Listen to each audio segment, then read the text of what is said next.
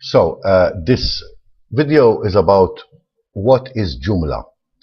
Now, websites nowadays can be edited by the user. The idea is that a long time ago, when the internet started, it used to be the custom that you would have to tell the developer of the website to make any changes in the website. And you could do nothing yourself unless you were an expert in web development. Nowadays, this is obviously not the case, and websites are based on what is known as a content management system. Content management systems allow users that are untrained in web programming languages to be able to edit websites themselves. There's two very popular content management systems. From now on, we'll call them CMSs, content management systems. And these are WordPress and Joomla. They are both very popular, and it's up to the developer to choose the one that he works with. In my case, I prefer to work with Joomla because Joomla has more flexibility than WordPress. Programmers that are maybe not as seasoned in web languages will probably prefer to use WordPress because it is much simpler to customize. However, the customization is limited, whereas in Joomla it's not. Now, a Joomla website will have, like for example, here you're looking at the ITC International Pensions website.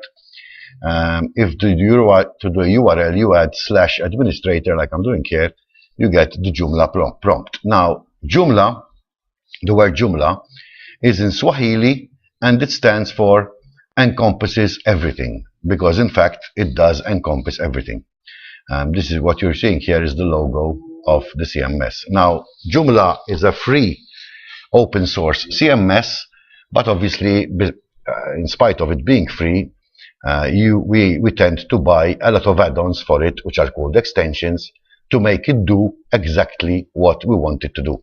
But the core is actually free and open source. Now, obviously, open source has its advantages and its disadvantages. The advantages are that it's free and it's constantly being updated. The disadvantages mainly is that security could be a problem because everybody knows how it works, and obviously if there's a loophole somewhere, everybody will know about it. So it's very important to keep the site updated. Now, the backend, you get a login and password. In my case, I'm going to log in. I have it saved. This is something you would get from the developer, and you log in.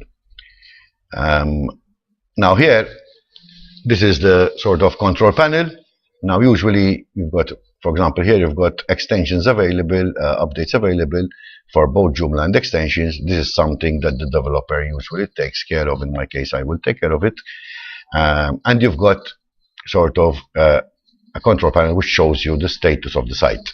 Now here you've got the popular articles, the ones which have been read most, and the number of times they were read, and recently added articles. Now, these menus, which we will get into in another video, are basically how you control the website. So everything that you see in the website here is available here. Now, just one word of information. The website is made up of what are called modules and what is called content. Modules are things like, for example, the logo. The menu is another module. This thing here is another module. The animation is another module. Basically, everything that is not content is a module.